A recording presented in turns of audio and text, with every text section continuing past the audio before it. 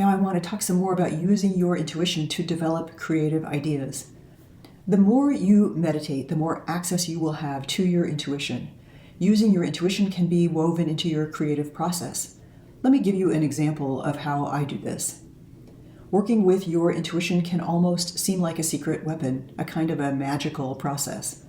When I sense a creative idea is trying to emerge, I first try to get clearer about the problem or opportunity. Let me give you an example. I had some dreams and some synchronicities about spirals. It seemed to me like something was trying to emerge.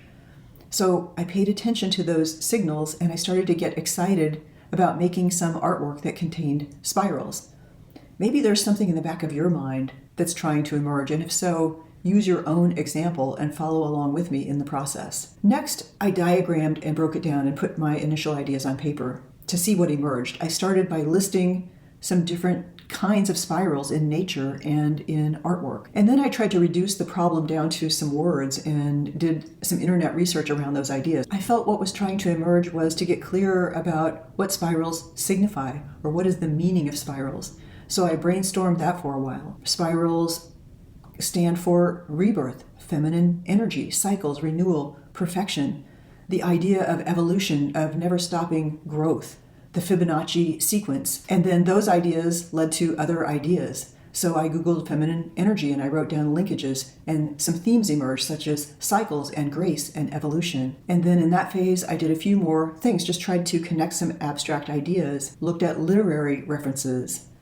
I thought through my own prior history and memory and what comes up for me about spirals and feminine energy and those kinds of things. I did some automatic writing and some mind mapping to try to understand what's trying to emerge around the idea of spirals and feminine energy. So the automatic writing often helps me connect ideas and empowers my abstract thinking, and it allowed me to remember stories and anecdotes and mythology that led to even more ideas as I asked, what more do I need to understand about the significance of spirals? What more do I need to understand about the significance of feminine energy?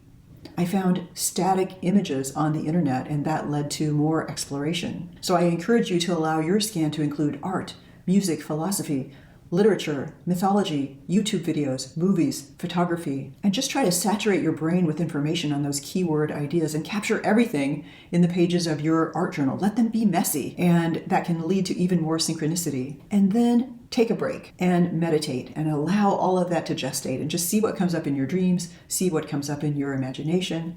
Before you go to sleep, look at your pages again. Allow your subconscious to go to work. There are so many examples of smart people who use their intuition and their subconscious to solve problems. So for me, one outcome of this study of spirals led to a whole segment of my Soul Artist Masterclass on the sacred or divine feminine.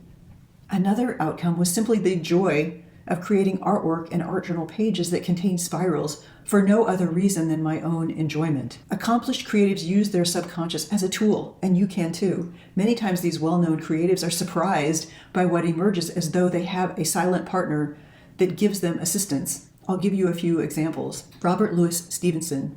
As a creative artist, Stevenson used his subconscious to create his stories.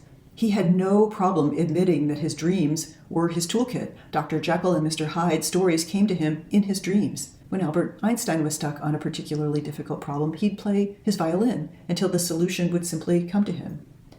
Spanish artist Miro once said, "When I stand in front of a canvas, I never know what I'm going to do, and nobody is more surprised than I am at what comes out."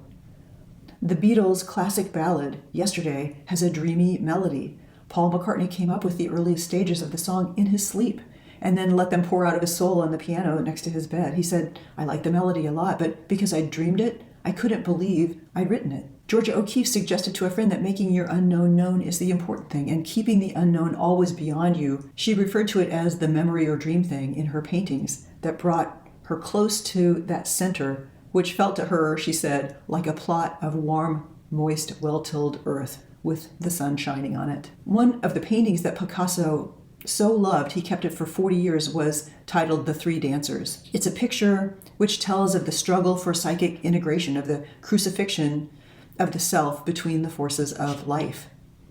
Picasso said, "Painting is stronger than I am. It makes me do what it wants. So give yourself some dream time, some meditation time. Allow your ideas to germinate and gestate. Keep playing with them to see what else emerges.